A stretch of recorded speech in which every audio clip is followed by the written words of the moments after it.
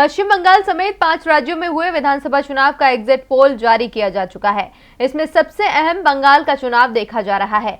सत्तारूढ़ दल तृणमूल कांग्रेस और सत्ता में लंबे समय से आने की राह देख रही बीजेपी के बीच कांटे की टक्कर है, लेकिन दोनों ही दल जीत का दम भर रहे हैं। वहीं बीजेपी को पटखनी देने के लिए सीएम ममता बनर्जी ने तो प्लान बी भी तैयार कर लिया है।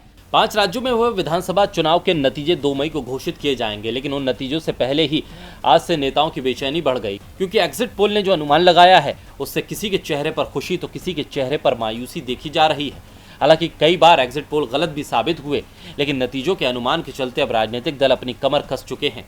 खासकर पश्चिम बंगाल में बीजेपी और टीएमसी दोनों जीत के लिए जोर लगा रहे हैं। बीजेपी अब अपने एक और प्लान पर काम कर रही है, जिसे प्लान बी माना जा रहा है। राजनीतिक गलियारों में चर्चा है कि बीजेपी की नज़र टीएमसी के उन नेताओं पर है जो चुनाव से पहले पार्टी को छोड़ना चाहते थे। अगर बीजेपी को कम ज्यादा सीटें आती हैं तो वो इसे मैनेज करने के लिए ये चाल चल सकती है। वहीं ममता बनर्जी भी अपने अगले कदम की तैयारी में जुट गई हैं। एग्जिट पोल के मुताबिक ज़्यादातर एजेंसियों ने टीएमसी को औसतन 150 सीटें दी हैं।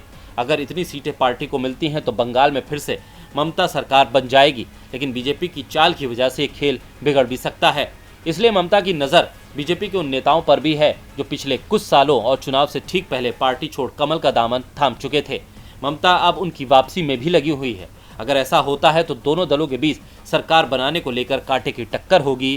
खैर, ये तो आने वाला वक्त ही बताएगा कि बंगाल में कौन कमाल करेगा, कमल या तृणमूल कांग्रेस। डीबी लाइव की रिपोर्ट।